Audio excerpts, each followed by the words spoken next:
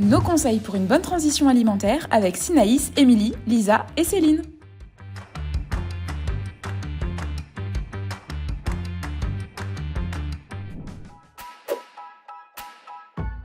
Pour bien préparer la transition alimentaire, on va d'abord préparer l'environnement de votre loulou. Donc pour ça, ce que je vous conseille dans un premier temps, c'est de choisir une gamelle adaptée, donc c'est-à-dire une gamelle à bord plat pour éviter que votre loulou trempe ses moustaches en mangeant, ça peut le déranger un petit peu. Également le placement de la gamelle, très important, on évite de mettre sa gamelle à côté de sa litière. Si vous avez d'autres animaux à la maison, je vous conseille de placer la gamelle en hauteur pour que votre chat se sente en sécurité et qu'il ne soit pas embêté par vos autres boules de poils. Je vous conseille également de retirer son bol de croquettes lorsque vous lui servez la pâtée, afin de ne pas détourner son attention. Il y a un autre point très important, c'est l'heure à laquelle vous allez lui servir sa pâtée. Et pour ça, je vous conseille de lui servir à un moment où il a faim.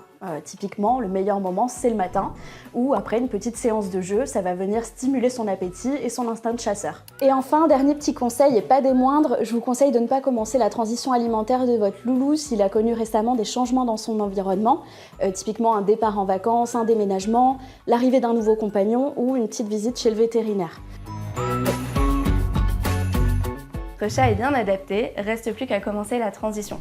Pour cela, vous allez simplement mélanger l'équivalent d'une cuillère à café que vous allez mélanger avec sa pâtée habituelle. Ensuite, il va falloir mélanger les deux pâtés de façon très homogène afin que votre chat ne se rende quasiment pas compte qu'on lui change son alimentation et afin qu'il ne puisse pas trier. Ensuite, de jour en jour, vous allez progressivement augmenter les quantités jusqu'à ce que votre chat accepte le Ziggy à 100%. Si jamais vous voyez que votre chat est un petit peu réticent au début, n'hésitez pas à mettre un petit peu de pâté soit sur le bout de son museau, soit sur sa patte. Votre chat de cette façon va s'habituer au goût, à la texture et à l'odeur en faisant sa toilette.